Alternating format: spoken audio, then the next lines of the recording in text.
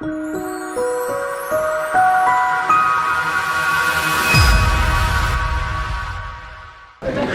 God, thank you for this man. Thank you for his faithfulness. I thank you, Lord, that he's prepared to just stand up and step in the breach. And Lord, would you just anoint his lips to share what's on your heart for us today. In Jesus' name. Amen. Thank you. As the saying goes, the mind is a wonderful thing. It starts to work the second you're born and doesn't stop until you get up in front of people to talk. So, I'm filling in for another speaker who can't speak. How appropriate is that for this guy?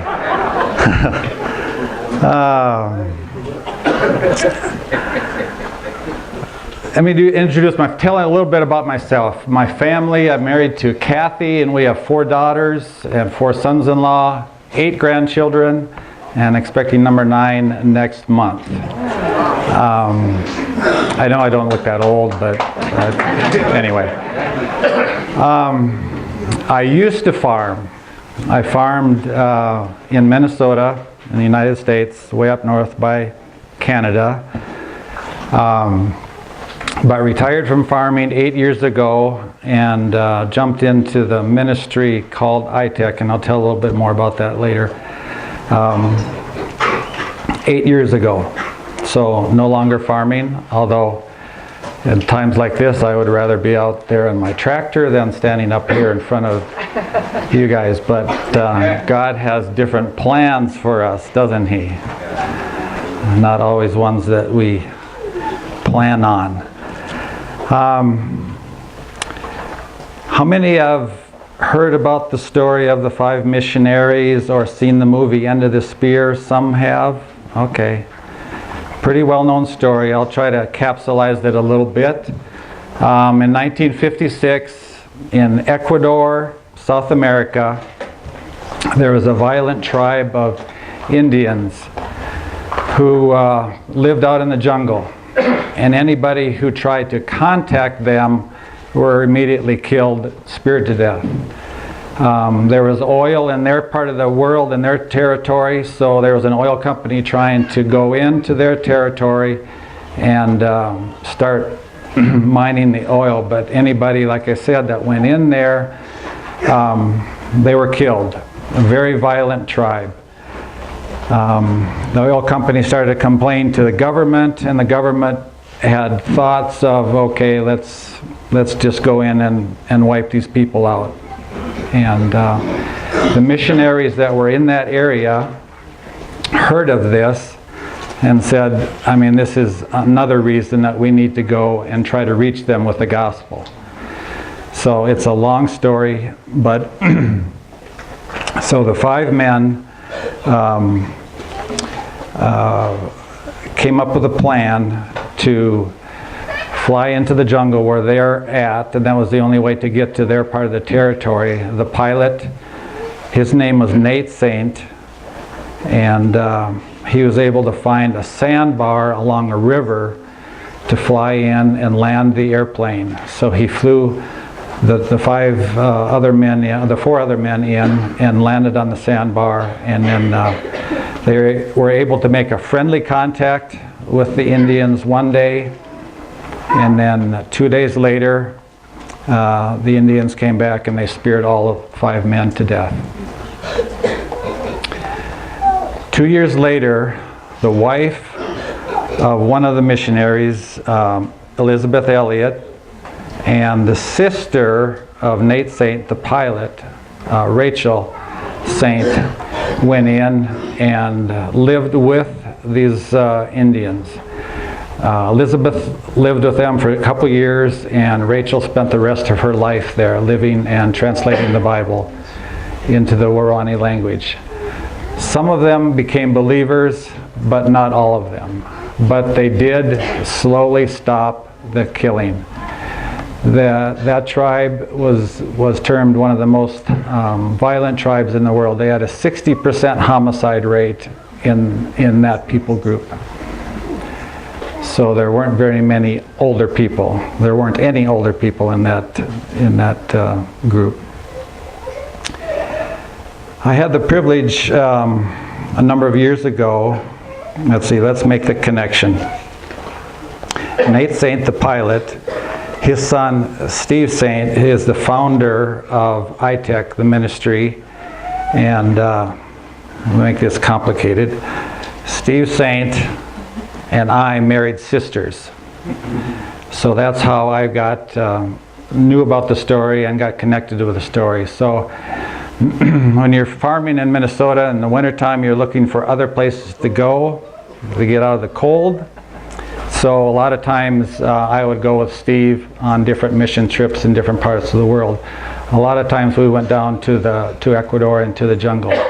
So I had the privilege of being with the Waorani people quite a few different times. And what would often happen at night, we'd sit around the campfire, and the older Waorani, now that they had older Waorani people, would tell stories of what life was like when they were killing each other. And one of the stories came from a lady named Dawa. And it's a quote that she told during that storytelling time that has stuck in my mind, and I think of it often. One of the things that she said was, we knew what we were doing was wrong, but no one came and told us any different. We knew what we were doing was wrong, but no one came and told us any different. If that's not a missions call, I don't know what is. It's a missions call for all of us, not just to go to Africa, to Zimbabwe, to Ecuador. It's a missions call to our neighbor across the street. It's a missions call to our coworker, wherever we're all. It's the missions call for all of us. Question for you. How many unreached people groups are there in the world? Anybody have a guess? 1,000. Unreached people group. Unreached people group is termed by the Joshua Project on their website as less than 2% Christian. Unreached people group. I won't drag this out any longer. 6,600 unreached people groups in the world. How many unreached people in the world? Anybody want to guess? 2.7 billion? Close. Yes. I've seen from the Joshua Project and other websites 2.7 to 3 billion people. How many people in the world? 7 billion? That's 40% of the people in the world who haven't heard the incredible life-saving message of what Jesus did for us. I-TEC, our organization, Indigenous Peoples Technology and Education Center. That's what we call it, I-TEC. Shorten that up a little bit. We do not work directly with unreached people groups, but we work with people who are close to unreached people groups. And what we do, I have a number of these brochures that if you're interested, I'd love to give you a brochure. Anyway, what we do, we develop tools, technology, and training materials for indigenous and national people around the world. And we have different programs that we go and teach and train. We have a vision program, a dental program, a medical program, a mechanical program, a film program, a storytelling program. Now that sounds a little odd, but it's become one of our more popular programs because, I mean, a lot of us are from or work in remote areas. Isn't it amazing where you find people with cell phones these days in remote areas? And what are they doing with their cell phones? They can watch videos. So we go and teach and train Christians, church leaders, how to tell stories like we've been hearing these last couple days, so that they can share them on the social media. And it's a way of sharing the gospel. So that's another tool that we do. What that looks like when we go and teach and train, we will find a partner on site wherever it is. We were just had a team in Liberia. In fact, we've got 18 trips planned this year all over the world to go and teach and train in one or more of those modules. So we'll work with a church leader there, and he will choose people who, most of them are pastors and or church leaders. And we'll teach and train them in whatever interest they have. If it's dental, we can teach and train them, believe it or not, we can teach and train them how to extract teeth in 1 week. Yes. Now, They survive. and they survive. That's kind of high on our priority list right there. But we teach them what they can do and what they shouldn't do.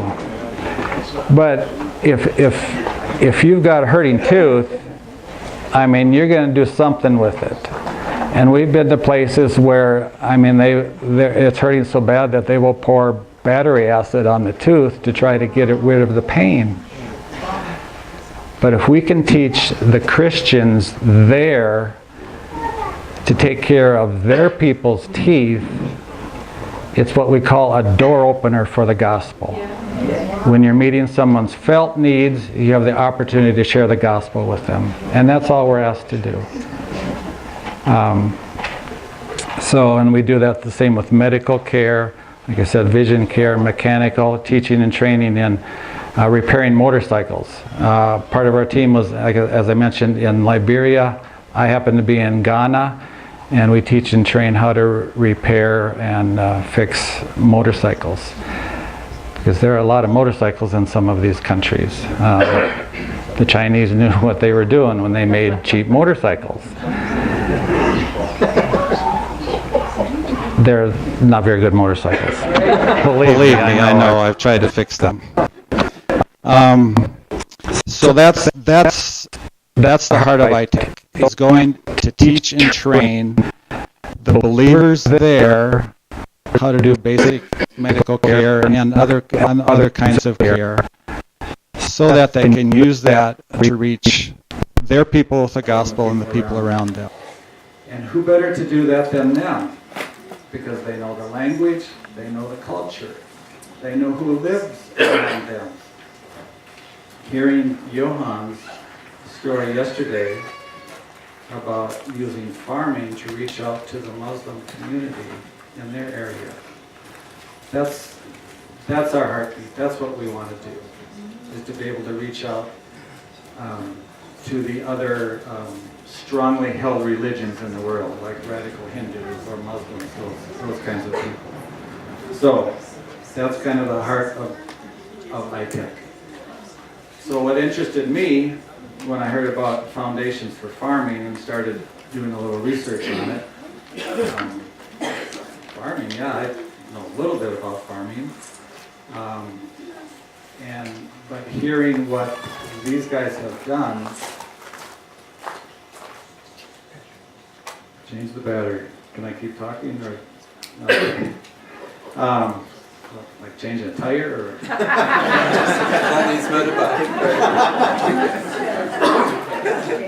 All right. What was I saying? Farming. Okay. What interested me is, and hearing what you guys are doing, is teaching and training, so that you can use that to reach others with the gospel. I mean, that's what we're called to do. I really believe when we can engage the indigenous church, an indigenous and national church, in the Great Commission, and they want to be involved in the Great Commission, when we can engage them properly in the Great Commission, I believe it will turn from addition to multiplication. I really do. Just like we can multiply the yields on the corn and the other crops. All right, I don't know how much time I had, but I'm going to wrap it up. Farming. Now, I did share this story in Ghana about farming, and it didn't really go over very well, so I'm going to have to try to lay it out a little better.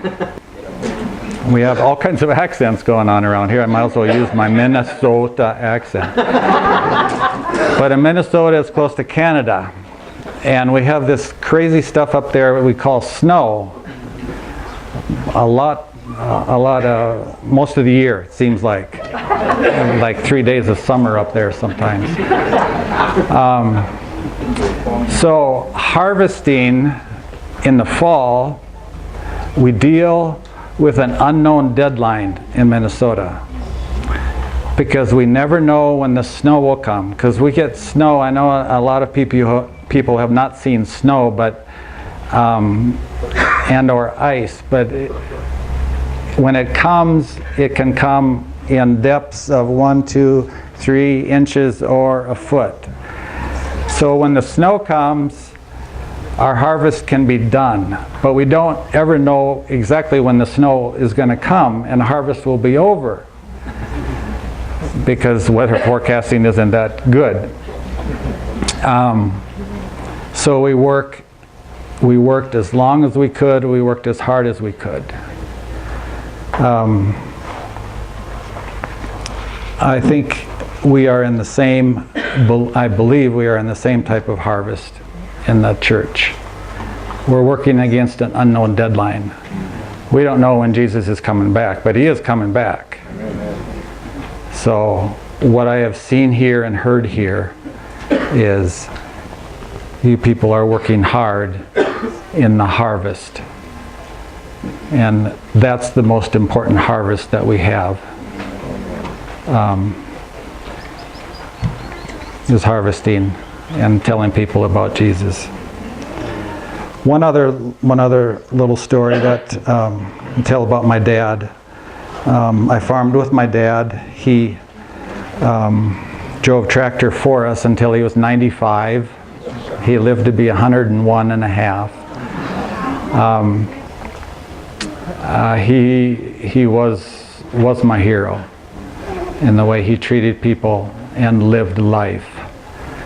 But one of the things that he would often say if he was with us in the field when we were coming to the last field, the last rows of corn, and we were finishing up and we were done with harvest, he would say, "That's the cob we've been looking for all fall."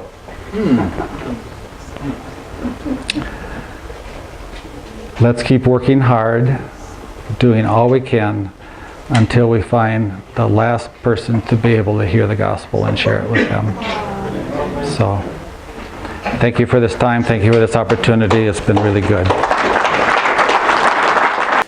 Father God, we give you praise, we give you honor. We thank you, Lord Jesus, just for your finished work on the cross. The only reason why we are here. And we thank you for the Holy Spirit, who is tangibly present with us here.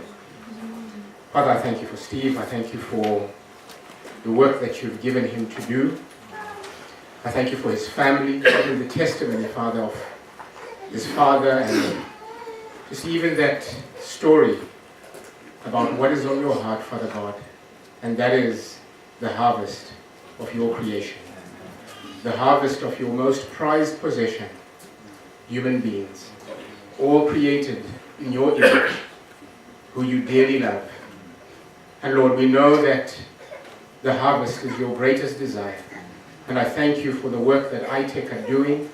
Father, may you continue to expand their territory, to bless them, to give them your wisdom, and just to open up even greater doors for them, Lord, as they go about doing the work that you've given them to do.